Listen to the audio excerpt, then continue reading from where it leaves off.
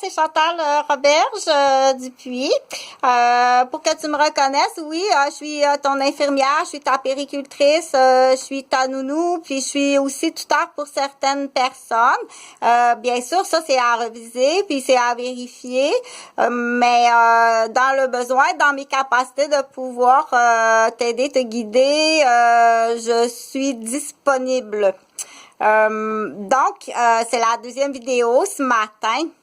Là, je voulais parler, ouvrir, comme on dit, ouvrir la curiosité à l'apprentissage qui est essentiel au fonctionnement de l'humain, qui est savoir lire, écrire et calculer. Bon, à la base, OK? J'ai donné beaucoup de trucs là dans d'autres vidéos, mais là, je vais revenir vraiment tout petit, OK? Parce que c'est sûr que si un enfant est élevé dans un milieu, puis on met l'encouragement positif, on applaudit à quel moment, oui, Toutoune, tu l'as eu, OK? À quel moment qu'il y a un encouragement positif, qu'il y a des câlins, qu'il y a de l'attention, qu'il y a du réconfort, puis qu'il y a aussi une remise matérielle significative. OK? C'est là qu'on dit que très jeune, on peut bien guider, bien diriger pour arriver à un citoyen qui est honnête, qui a du plaisir dans la vie, qui est heureux, qui est joyeux, puis qui a des objectifs qui sont positifs, entre autres. OK? Ça, je l'ai appris. C'est pas inné comme texte, comme tel. On n'arrive pas au monde avec pas tout à fait ça. J'ai appris ces mots-là dans les cadets, premier cours de cadet du bon citoyen à l'âge de 12 ans. Fait que c'est aussi à 12 ans qu'il faut l'apprendre que ça existe, puis qu'il faut partager que ça existe. Parenthèse, il n'y a pas de party privé dans les cadets, OK? C'est dommage, là, mais j'ai été empoisonnée très jeune dans les cadets, dans un party privé à Bois-des-Filions, au grand plaisir de certaines personnes. Fait que je fais juste une petite parenthèse. Quand ça commence dans un couple qui a des enfants, puis qu'il y a une distinction qu'on dit garde ta fille, c'est à toi de juger la limite, là.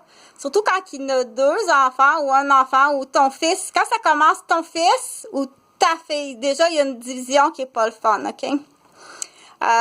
C'est à toi de juger. Moi, j'irais jusqu'à engager des enquêteurs professionnels attitrés à faire une enquête, OK? Parce que surtout quand ça commence, quand que la personne commence à avoir des signes d'empoisonnement, c'est sérieux. L'empoisonneur puis l'empoisonneuse existent vraiment au Québec, c'est épouvantable. Il faut corriger ça, puis il faut avoir ce qu'on appelle un système de justice qui est juste, là, OK? Il faut pas avoir peur des mots que tenter empoisonner, c'est tenter à la vie. C'est rien d'autre que ça, OK? Puis celle qui encourage, c'est sûr qu'il y a quelqu'un qui est caché quelque part qui va initier, qui va payer l'autre. Le principal qu'on dit intéressé à se débarrasser de quelqu'un. OK? Il va le faire de façon hypocrite par quelqu'un d'autre. Donc, pour en revenir au cadet, il n'y a pas de party privé, hein? Puis je t'assure, pas juste dans les cadets, mais vraiment pas. C'est vraiment des parties, là, c'est non. C'est plate quand il y a un parent qui a plus, comme on dit, le contrôle, le savoir. Mais qu'est-ce que fait mon enfant fin de semaine? C'est très stressant, OK? Fait que ça, pensez-y bien, hein? Premièrement, fais pas de gaffe. Puis c'est facile aussi. Ça, c'est au Québec, c'est facile de faire porter le chapeau à la victime, OK? J'en reviens pour au tout petit. Je sais que ça existe, OK? Des enfants déjà à 3 ans qui sont nus au silence puis en otage, puis avec des bobos. Puis avec, on dit, faut pas qu'ils s'en souviennent, OK? Ça existe. C'est vraiment grave. Il faut être beaucoup plus sévère puis beaucoup plus averti. Puis il faut protéger celle ou celui qui le dénonce. Là, c'est toutes vos belles petites infirmières, puis vos péricultrices, puis vos techniciennes en labo, puis vos médecins urgentologues, là, on vous soigne plus, là, OK?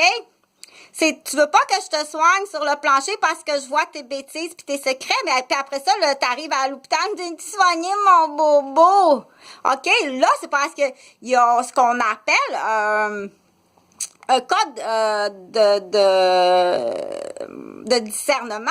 Ça n'a aucun bon sens, OK? Ça n'a aucun bon sens. On peut pas, en tant qu'humain qui devient témoin, puis automatiquement, presque dans le domaine du personnel hospitalier ou du domaine de la justice, on peut pas t'aider, puis tout de suite en sortant de l'hôpital ou en sortant du bureau, être traqué par celui qui est pas content. C'est parce que la punition est pas assez grande. La punition est pas correcte, OK? Ou c'est mal fait, c'est pas fait compléter, ou c'est même pas la bonne personne, ou c'est même pas de cette façon-là. Fait que t'es encore assis sur la chaise, puis j'ai pris, je me suis trompée dans l'exemple. Si je vais travailler comme toi, tu sais. Je n'ai assis 3 dans la civière, là. Il y en avait une malade des 3, j'ai pris 3, sont tous les 3 dans la civière, puis sont attachés. C'est pas ça l'intervention, puis c'est pas ça pantoute, puis il était même pas là pour ça. Je vais travailler comme toi, OK? Puis il faut que tu acceptes la défaite. Il faut que tu acceptes la défaite. C'est pas salir ta réputation, t'es en défaite. On va revenir sur la glace de hockey. T'es en défaite, tu t'en vas sur le banc de punition ou t'es rejeté de l'équipe, OK? Peut-être tu vas en prison aussi. C'est sûr que l'empoisonneur puis l'empoisonneuse, là, il faut agir plus gravement que ça. OK? Là, il y a de l'argent bien mal placé. Je t'assure que l'argent est bien mal placé. Là, tu te dis, ben comment je vais faire pour détecter tous ces gens-là qui sont en faute, puis en mensonge, puis en tromperie, puis aie pas peur du mot. T'as essayé de le tuer. T'es accusé de meurtre. Aie pas peur du mot. Parce que c'est la vérité. Puis ça prend ce que le code on dit qu'est-ce que tu fais avec cette personne-là. Puis de quelle façon, c'est pas tout le temps direct avec une balle ou un couteau. OK, ça peut être à petit feu solide. Tiens, prends ta carotte. Attrape la carotte. Attrape la carotte. OK? C'est bien, passe l'appel. Passe l'appel sur ça.